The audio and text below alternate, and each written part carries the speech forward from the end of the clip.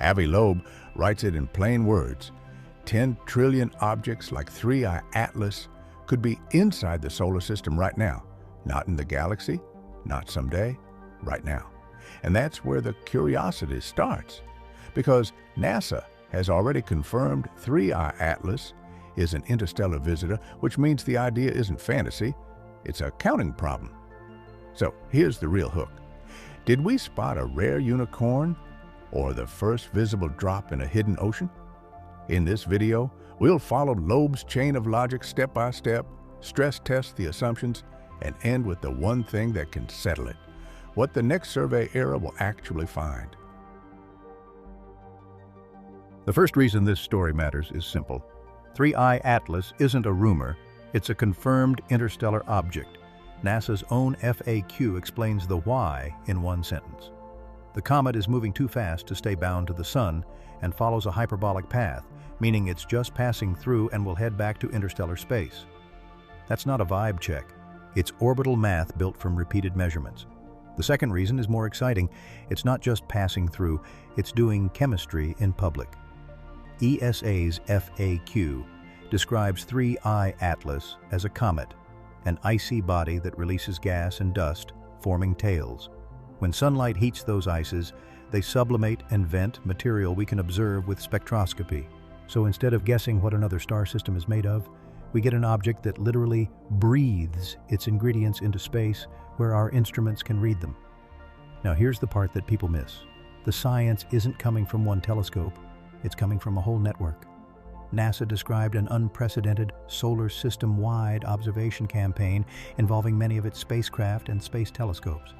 In other words, 3I Atlas turned into a moving target that the entire fleet tries to catch from different angles and wavelengths.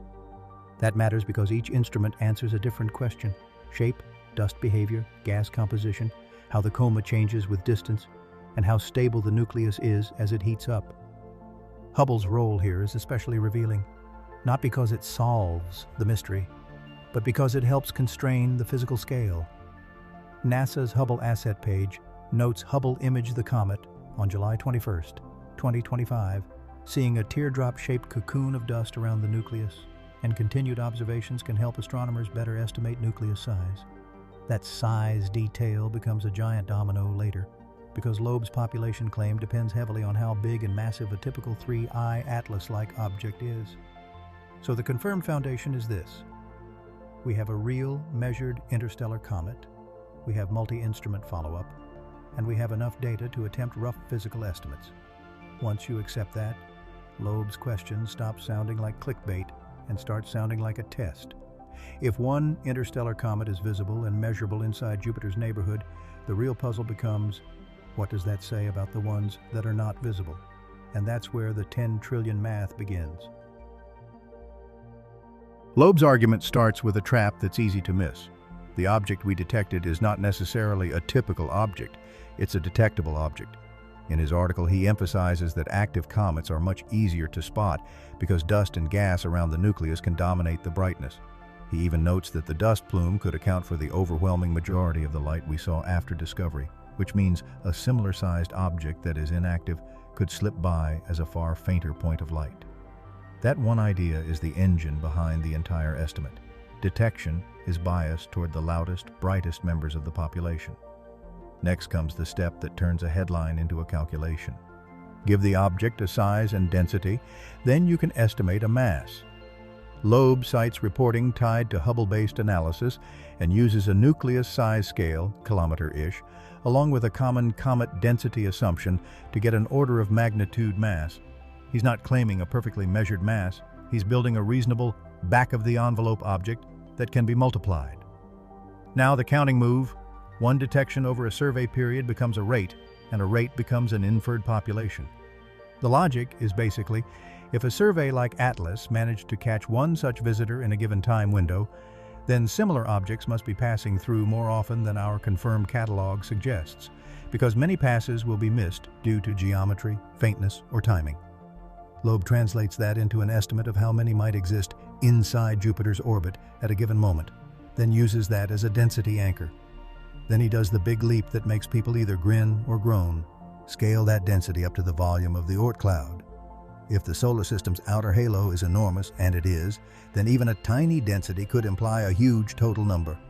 That's how he arrives at roughly 10 to the power of 13 objects like 3I Atlas within the Oort Cloud's spherical volume.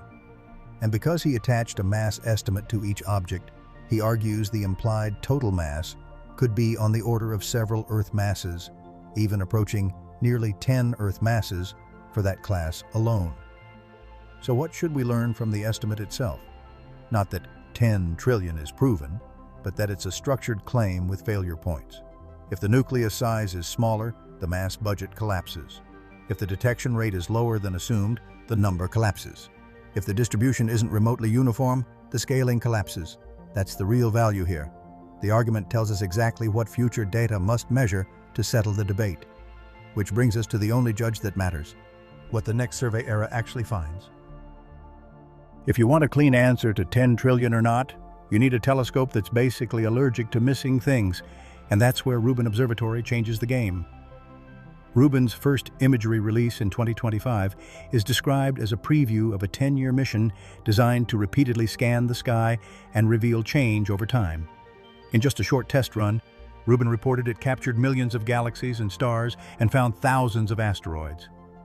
The headline isn't the pretty picture, it's the cadence and scale. Here's why that cadence matters for interstellar objects. Motion is the giveaway. A passing visitor doesn't just sit there. It shifts position from night to night. A survey that revisits the same sky again and again can link faint detections into tracks, then fit orbits faster and earlier, sometimes before an object gets bright enough for the wider internet to notice. And earlier detection is everything, because early detection buys you the one resource astronomy can't manufacture: time. Time means more follow-up, and 3I Atlas already showed how powerful coordinated follow-up can be. NASA described turning multiple space assets toward this comet, producing a multi-wavelength view across the solar system. That's the model for the future. Survey finds it early, then the global network characterizes it deeply. Composition, dust behavior, and nucleus constraints, while it's still accessible. Now here's the punchline that makes Loeb's claim genuinely testable. His estimate predicts a discovery regime, not just a number. If interstellar objects of this general class are common enough to imply a vast hidden inventory in the outer solar system, then the discovery rate in the coming years should climb, especially as deeper, wider surveys run continuously. You don't need 10 trillion to be exact. You just need it to be in the right ballpark to produce a noticeable shift in how often we see hyperbolic visitors. And if the discovery rate does not climb, that's not a disappointment, that's a conclusion. It would tell us that one or more key assumptions in the extrapolation were too generous. Maybe the detectable ones are rarer than expected, maybe the distribution isn't volume-like, or maybe the typical object is smaller, darker, or less active than the model assumes. In science, a bold claim is useful if it forces a decisive measurement, and Rubin's time domain approach is exactly that kind of measurement engine. So the special thing about this story is not that 10 trillion sounds dramatic. The special thing is that we're finally entering the era where dramatic population claims can be checked against real discovery statistics fast. So what does all of this really mean? First, 3I Atlas is a reminder that the solar system is not an isolated museum. It's a place the galaxy can drop off objects into, and we can measure them when we're ready.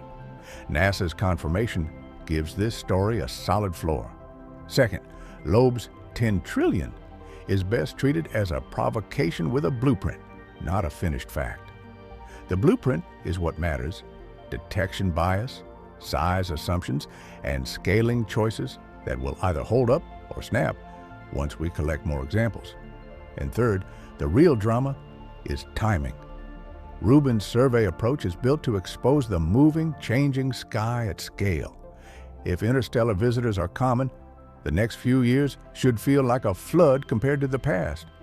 If they're rare, that rarity becomes a discovery too, because it tells us something deep about how other planetary systems eject material, and how hard it is for that debris to wander into our line of sight. So here's the real question. Are we about to discover an ocean of interstellar objects? Or did we just get incredibly lucky with one unforgettable visitor? Drop your thoughts in the comments. If you enjoyed this video, don't forget to like, share, and subscribe for more updates on space exploration and scientific discoveries. Your support truly makes a difference and helps this channel grow.